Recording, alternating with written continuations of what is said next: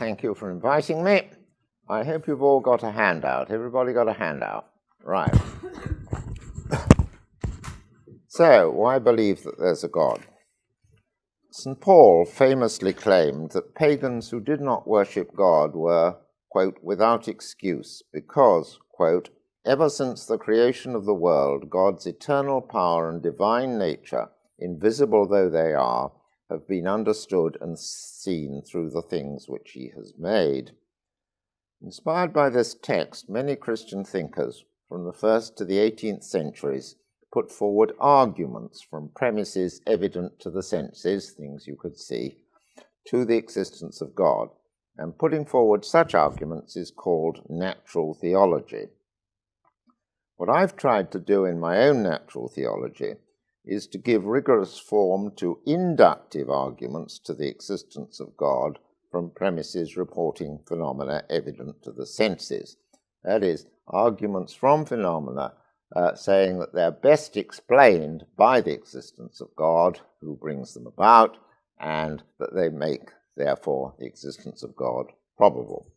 And in this respect, I've been anxious to bring out the close similarities between such arguments to the existence of God and arguments to some deep theory of physics, such as quantum theory, and to arguments of historians or detectives to some particular person having done some deed. The many such arguments from many different observable phenomena, the many such arguments for the existence of God can be ordered by the generality of their premises, the phenomena from which they begin. The most general phenomenon is that there is a physical universe. The argument from the physical universe to God is the cosmological argument. And then there are arguments of two main kinds from the order in the universe. These are teleological arguments. One is the argument from the universal operation of simple natural laws, which I can call the argument from temporal order. The other is the argument from those laws being such as, given some early state of the universe, to lead to the existence of human bodies, which we can call the argument from spatial order, our own bodies being ordered. And then there is the argument from consciousness, that humans are not merely bodily organisms, but are conscious beings, having sensations and beliefs, thoughts, desires, and purposes, and the ability to reason and to choose to bring about good or evil. But as well as those arguments, there are arguments from particular miraculous events in history, and above all from the resurrection of Jesus, or rather, since it is disputed whether these events happened, from the public evidence about them. And finally, there are arguments from the very widespread phenomena of religious experience. Like all inductive arguments from particular phenomena to some deep physical hypothesis or to some claim of a historian, the arguments from phenomena to God are cumulative. Each phenomenon gives some degree of probability to the hypothesis.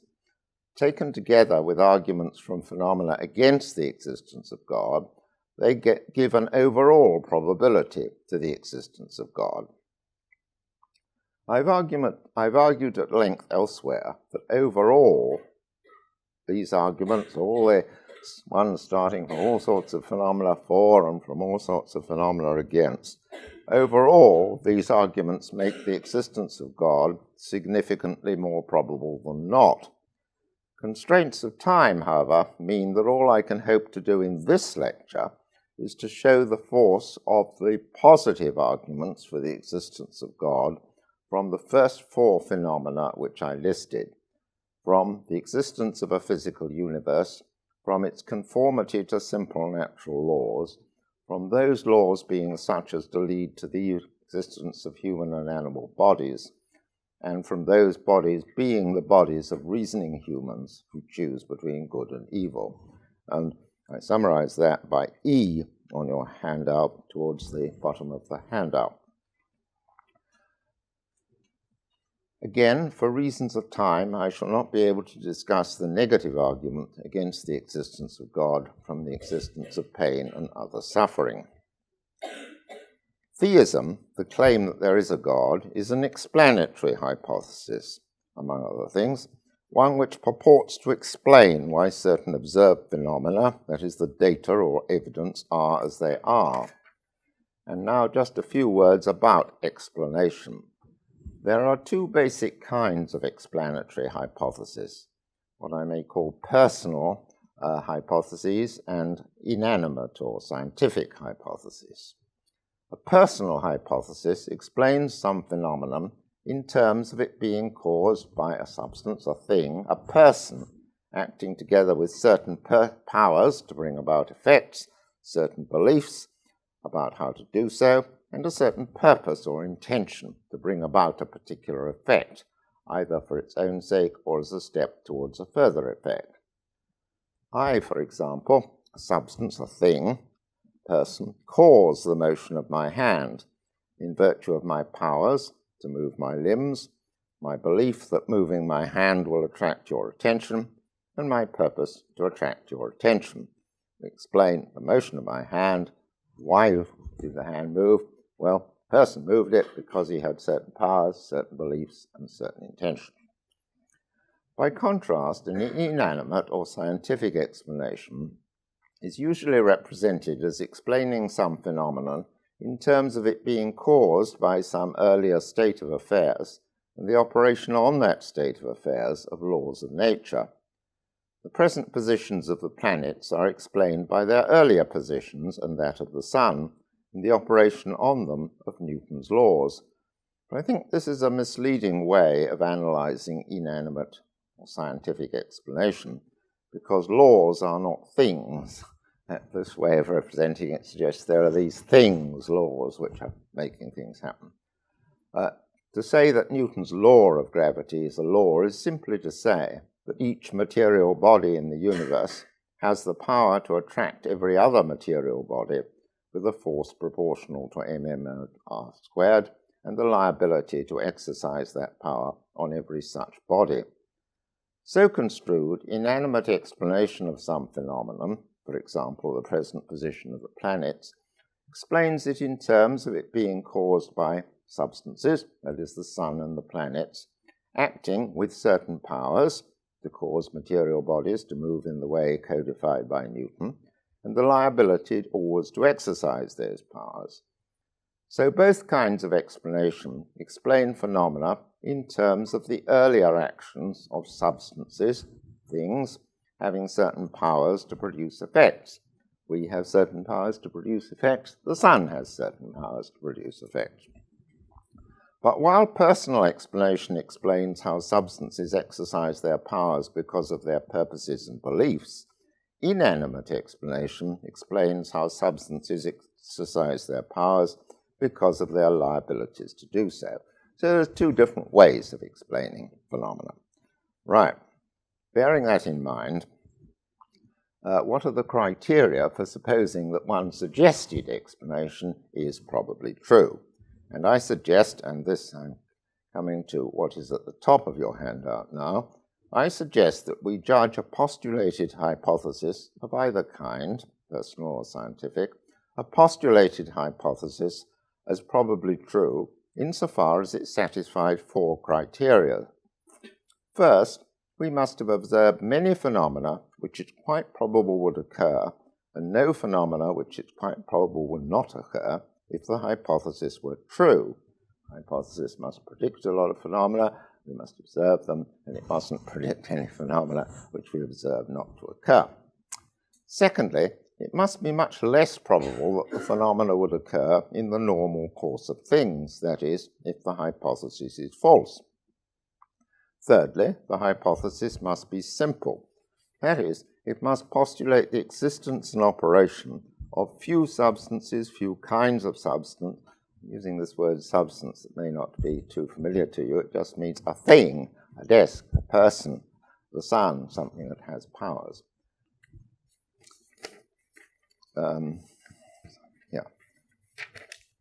Thirdly, the hypothesis must be simple.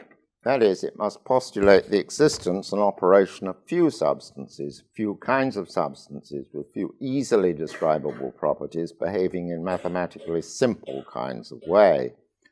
We can always postulate many new substances with complicated properties to explain anything which we find, but our hypothesis will only be supported by the evidence if it is a simple hypothesis which leads us to expect the various phenomena that form the evidence.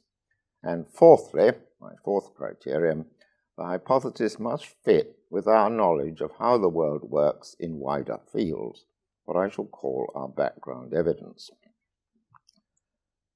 I now illustrate these criteria at work in assessing postulated explanations. I begin with a postulated personal explanation. Suppose there's been a burglary. Money has been stolen from a safe.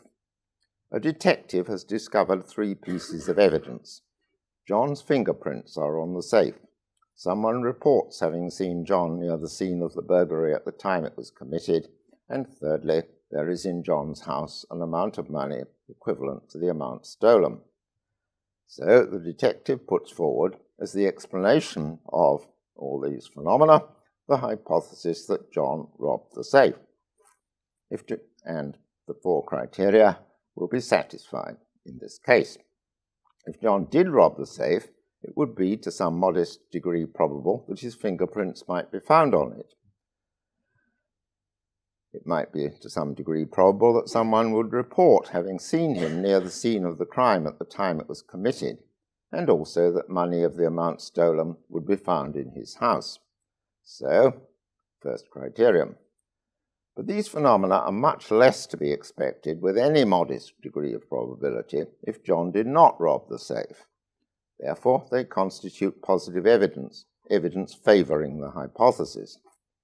On the other hand, if John robbed the safe, it would be most unexpected, it would be most improbable that many people would report seeing him in a foreign country at the time of the burglary. Such reports would constitute negative evidence, evidence counting strongly against the hypothesis. So, let us suppose there is no such negative evidence. Then, the more probable it is we would find the positive evidence if the hypothesis is true, and the more improbable it is that we would find the evidence if the hypothesis is false, the more probable the evidence makes the hypothesis. That's my first 2 criteria. But a hypothesis is only rendered probable by evidence insofar as it is simple. Consider the following hypothesis as an explanation of the detective's positive data. Hypothesis might be put forward by John's defending lawyer. The hypothesis, to explain the data, is as follows. David stole the money. Quite unknown to David, George dressed up to look like John at the scene of the crime. Tony planted John's fingerprints on the safe just for fun, and unknown to the others, Stephen hid money stolen from another robbery, coincidentally of exactly the same amount, in John's house.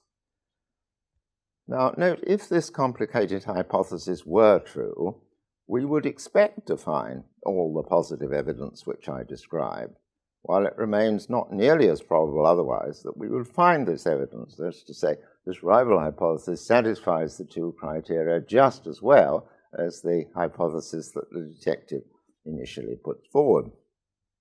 Nevertheless, the evidence which I've described does not make the complicated hypothesis probable, although it does make the hypothesis that John robbed the safe probable. And that is for the reason the hypothesis that John robbed the safe is simple. The detective's original hypothesis postulates only one substance, John, doing one thing, robbing the safe, which leads us to expect the various pieces of evidence, while the rival hypothesis, which I have just set out, postulates many substances, many persons, doing quite unconnected things. But as well as the evidence of the kind which I have illustrated, there may be background evidence, my 4th criterion. That is, evidence about matters which the hypothesis does not purport to explain, but comes from an area outside the scope of that hypothesis. We may, for example, have evidence about what John has done on other occasions. For example, evidence making probable a hypothesis that he has often robbed safes in the past. This latter evidence would make the hypothesis that John robbed the safe on this occasion much more probable than it would be otherwise without that evidence. Conversely, evidence that John has lived a crime-free life in the past would make it much less probable that he robbed the safe on this occasion. A hypothesis fits with such background evidence insofar as the background evidence makes probable a theory of wider scope, for example, that John is a regular safe robber, which in turn makes the hypothesis in question more probable than it would otherwise be. So I've illustrated how my 4 criteria work in the case of a simple historical hypothesis. The same 4 criteria are at work in assessing postulated inanimate or scientific hypotheses. Consider again the hypothesis that the present positions of the planets are to be explained by their positions and that of the Sun 500 years ago, which we learn from reports of observers and from the operation of Newton's laws. In phrasing it as due to initial condition laws, I'm going to rephrase it at the end, but I'll just start by phrasing it this way. Newton's theory of gravitation consisted of his 3 laws of motion and his inverse square law of gravitational attraction. The evidence available at the end of the 17th century, when Newton put forward his theory, favoring that theory, the evidence available to Newton consisted of evidence about the paths taken, given certain initial positions, by our moon, by the planets, by the moons of planets, the velocities with which bodies fall to the Earth, the motions of pendula, the occurrence of tides, a whole range of different phenomena, which Newton's theory made very probable they would occur as observed.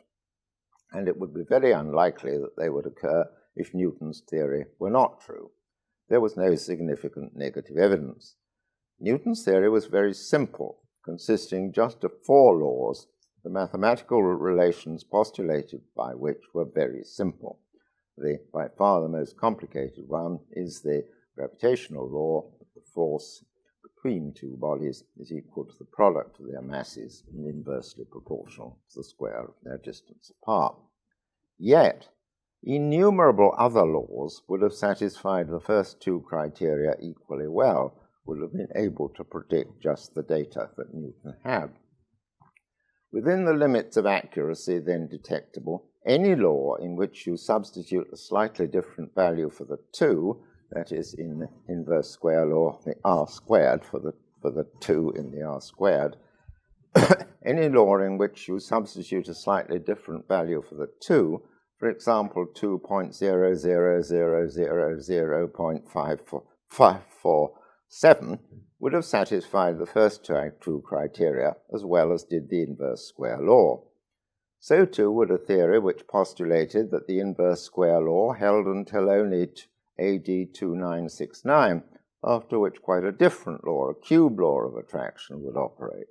Or there could be a theory containing a law claiming that quite different forces operated outside the solar system.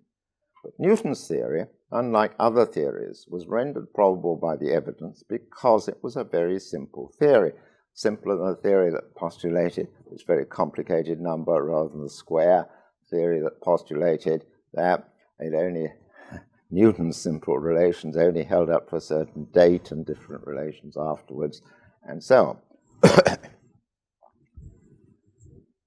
And in this case, there was no relevant background evidence because there was no evidence outside the scope of Newton's theory making probable any explanatory theory, for example, a theory of electromagnetism, with which Newton's theory needed to fit. Hence, Newton's theory was very probable on the evidence available in the 17th century because it satisfied our 4 criteria. And so, therefore, is the hypothesis that it, together with the initial position of Sun and planets, explains the present position of the planets. Rephrased in a more satisfactory way, Newton's hypothesis is the hypothesis that the Sun and each of the planets have simple powers and liabilities, the same simple powers and liabilities, to attract other bodies in accordance with Newton's law, and initial positions which explain the present positions of the planets. I stress again the importance of the criterion of simplicity. There are always an infinite number of mutually incompatible theories which could be constructed, which predict any set of data, any finite set of data, which is all you'll ever have, when these would not otherwise be expected, and yet make different predictions from each other about what will happen tomorrow. Without the criterion of simplicity, it would be impossible to predict anything beyond what we immediately observe. And I illustrate that in a formal way from what I put on the board. Suppose you imagine that the task of a scientist is to find a formula governing the relation between two variables, x and y. So he measures what is the value of x for when y is 1, and he marks that on his graph. He measures what is the value of 2, and he marks that on his graph. What is the value of 3 there, 4, 5 for the different values of y.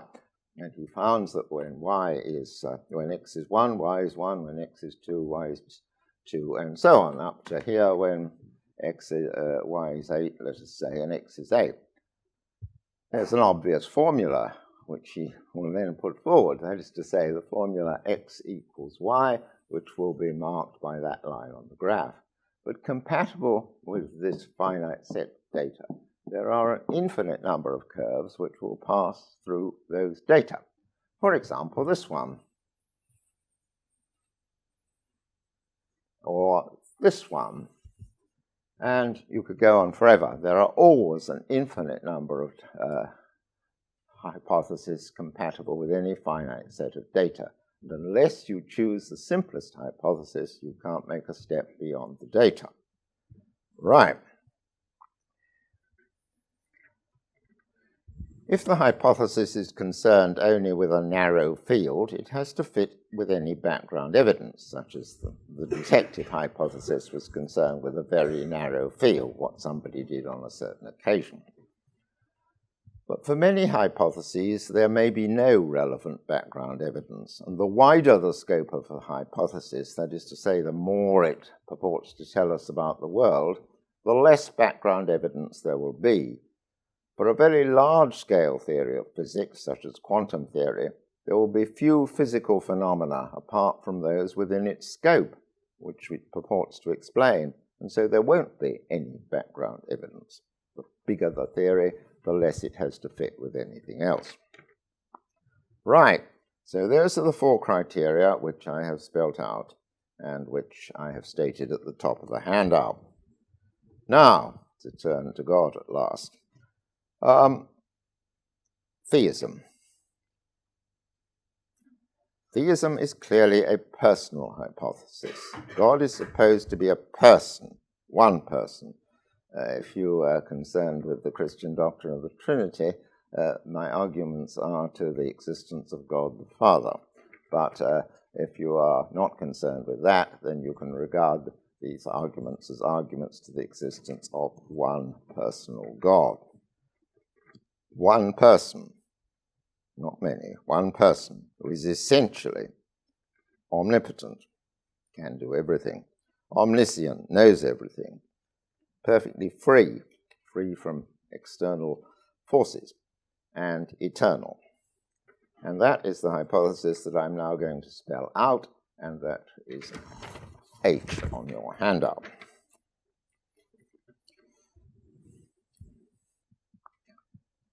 A person is a being who has purposes, who has powers to perform intentional actions, that is, actions which he or she means to do, beliefs and purposes or intentions to choose among alternative actions which to perform.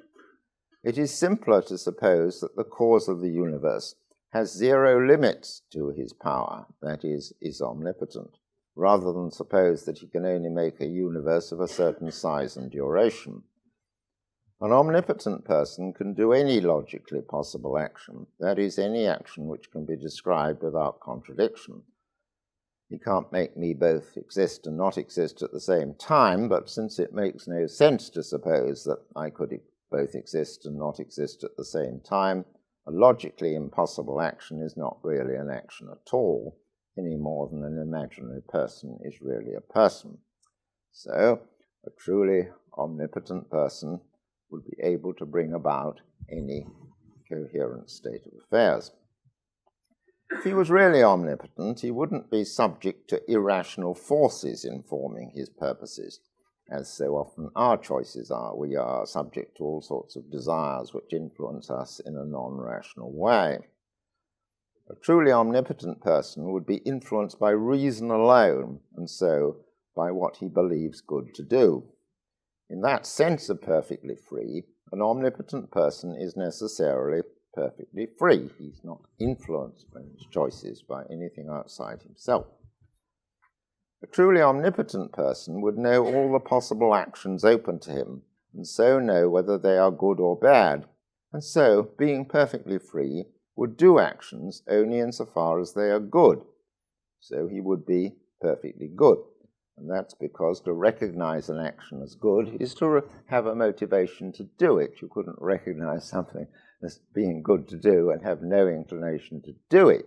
You may have counter-inclinations, in the case of humans, leading you to do something else. But if you don't have counter-inclinations, inevitably you will do what is good. So, the notion of an omnipotent person is the notion of a very simple kind of being. To be omnipotent, he has to know all the possibilities and so on, and to know what he can do in the future relates to what happened in the past. So he must be omniscient. He must also, because there are no forces acting upon him, be perfectly free, and in consequence of that, when in virtue of his omniscience, he knows that certain actions are good, inevitably he will do them. He will be perfectly good. A truly omnipotent person would be essentially omnipotent. That is to say, it would be part of his nature, and he wouldn't be an accident that he's omnipotent. Otherwise, if he wasn't essentially omnipotent, his omnipotence would be precarious. It is simpler to suppose that God is unlimited in time as well as in power, and so essentially eternal.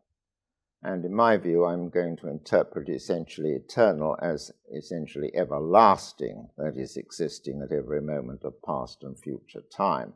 There is a rival view that to say God is eternal is to say he's outside time in some way, but that's rather difficult to make sense of, that notion, and I don't see any need to do so. So I will understand his eternity as his everlastingness.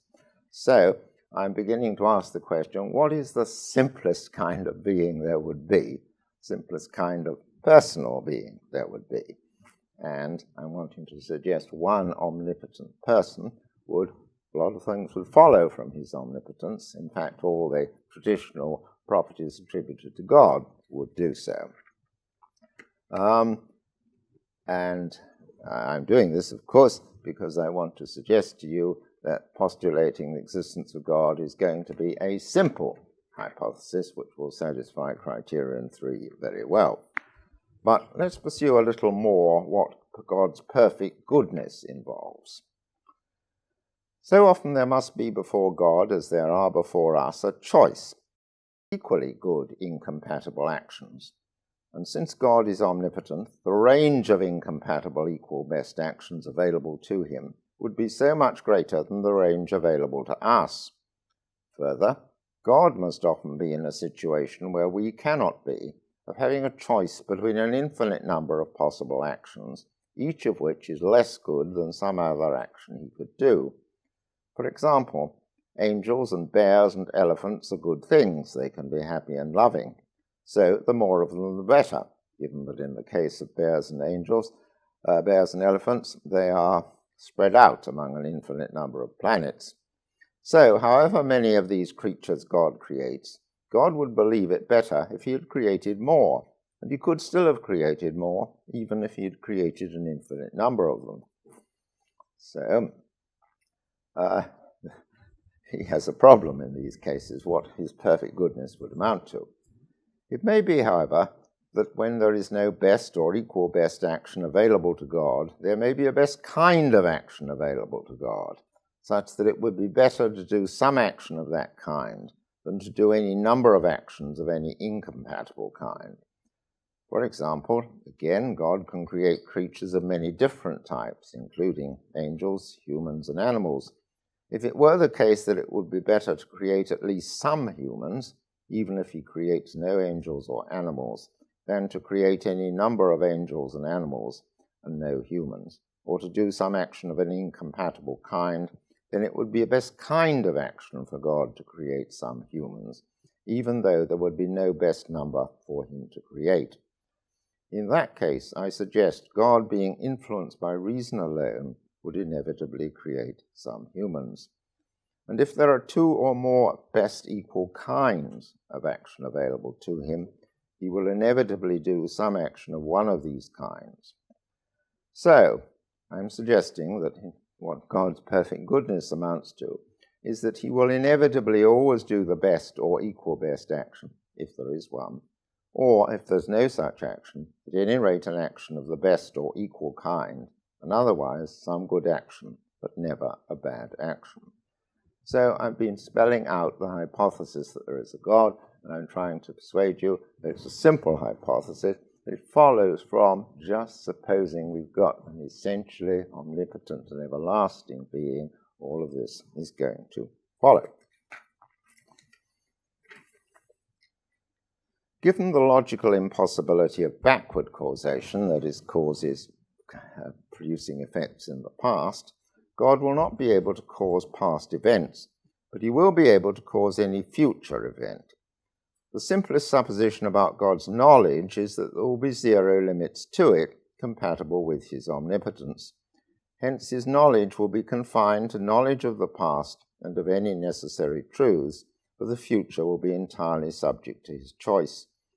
Just as omnipotence is to be understood as the power to do anything logically possible, so omniscience should be understood as knowledge of everything logically possible to know. Insofar as moral principles, for example, that one ought to keep one's just promises, are necessary truths, and so independent of the will of God, duty to keep promises is a duty to keep promises whether or not there's a God, insofar as they are independent of the will of God, God will have true beliefs about what they are, and so not merely what he believes to be the best possible action, but what is in fact the best possible action. In that case, he will be as good as it's logically possible to be, which will be very good indeed. So, omnipotence leads to this kind of omniscience. It leads to perfect freedom. It leads to perfect goodness. Spelt out what perfect goodness amounts to. But to be simple and be able to explain anything, God has to have these properties essentially. It can't be an accident. And he's got to always have them, otherwise there'd be a problem of why they popped up into existence. And supposing they did pop into existence, that'd be a less simple hypothesis than supposing he always had them. I conclude that theism is a very simple hypothesis. It postulates just one substance, God, having essentially the simplest degree of power and lasting for the simplest length of time.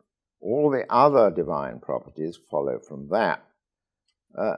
Simplest kind of power, I'll just say a word about that. It's a power to which there are zero limits. Zero is a very simple number. If you compare numbers to each other, you can rank them in their simplicity in this respect. One number is simpler than another if you can understand the first without understanding the second, and therefore 3 is a simpler number than 5 because you can understand 3 without understanding 5, but not conversely. And similarly, powers are more complicated than multiplication. Tensors are more complicated than vectors, and so on. But naught is a very simple number. You only have to understand 1 or 2 in order to understand naught. So the suggestion that there's zero limit to power is very simple compared with the suggestion that power is of God has power of 2.763 of some degree of measuring power. So, one being who has zero limits to his power, much simpler than saying he's very powerful but not quite powerful enough. Zero limits to his knowledge insofar as that's compatible with his power. Perfect freedom, perfect goodness.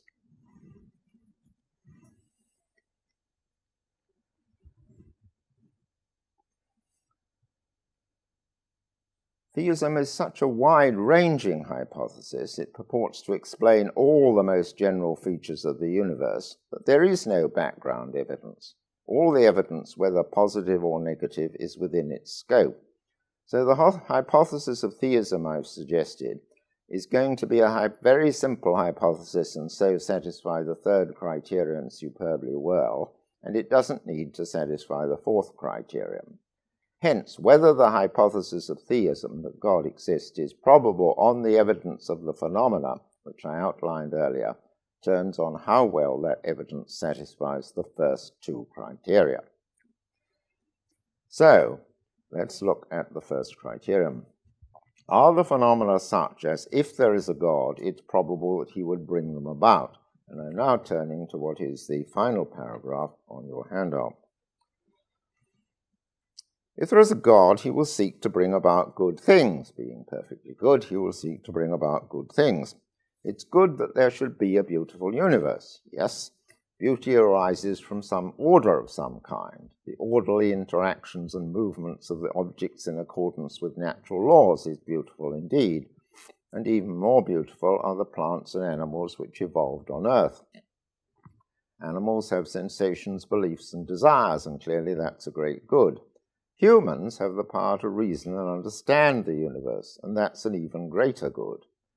But note that all these kinds of goodness, which we find in the universe, and therefore the sort of universe God might be expected to bring about, all these kinds of goodness are kinds of goodness which God himself possesses. God is beautiful, on the hypothesis which we're considering. God is beautiful and has beliefs and desires, and the power to reason and understand. But there is one kind of great goodness which God himself does not possess, the power to bring about either good or evil. God can only bring about good, yet it would be very good indeed that there should be persons who have the free will to make this all-important difference to the world, the power to benefit or harm themselves, each other, and other creatures. So if there is a God, we have very good reason to suppose to expect that there will be persons who have, as I believe humans have, that freedom. But clearly there's a bad aspect to the existence of such persons. They may cause much evil. So it cannot be a unique best action to create such persons. But in view of the unique kind of goodness that they would possess, surely it must be an equal best action to create such persons.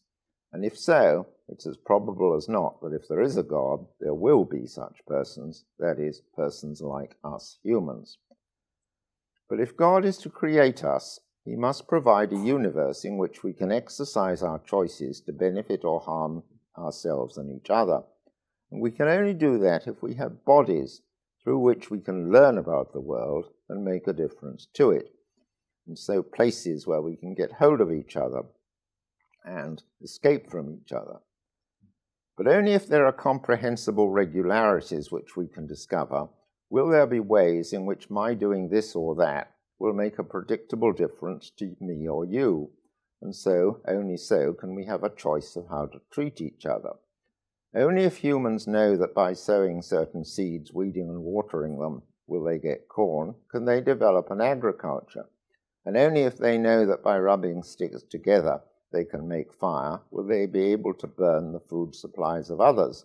They can only have this choice of whether to hurt or benefit if there are regularities in the world which they can utilize in order to benefit.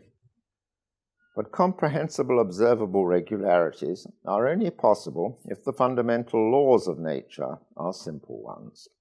Further, if God is to create embodied humans, the laws must be such as to allow the existence of human bodies. either brought about by an evolutionary process or created directly by God. And finally, human bodies only have a point if they are controlled by conscious persons. So, the four phenomena which I have referred to are to be expected. That is, it's quite probable they will occur if there is a God. If there is a God, he has very good reason for making humans, but he's got to make the necessary conditions for humans. We need a universe in which there are bodies that we can be embodied. We need regularities, otherwise we can't make a difference to other people. We don't know how to make a difference to other people. So you only make a difference to other people by lighting a match and burning their corn, or by sowing and watering seeds and developing an agriculture to feed ourselves. We have regularities give us the power to make a difference to them and to ourselves. So he's going to create a universe in which there are regularities, and that means fundamental laws of nature must be simple, because only simple laws are the only ones we can grasp and understand. And of course, we have bodies. The laws of nature must be such as to allow these bodies to exist, and that means that the bodies must behave in the way that things outside the bodies behave. Atoms must behave in our bodies the way atoms behave outside them. And so either there might be a process producing humans by evolution, or alternatively, God might make human bodies just from scratch. But all this is pointless unless humans have a conscious life, and so God has to ensure that some part of the body is connected to a conscious life, and that's our brain. So, if there's God, there's every reason to expect the four phenomena which I have listed. But if there is no God, it is immensely improbable that these phenomena will occur.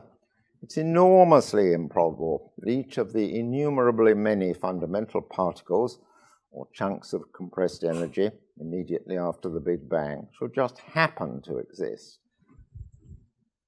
And it's even more improbable that just each such chunk should behave in exactly the same fairly simple way as each other chunk, the way codified in the laws of relativity and quantum theory. So, what is the probability a priori that each atom should behave in exactly the same way, the way that we codify in laws, as every other atom? Infinitesimal. And while there are fairly simple laws, their instantiation in each of innumerably many chunks of matter energy would be an enormous coincidence, unless caused by some external agent.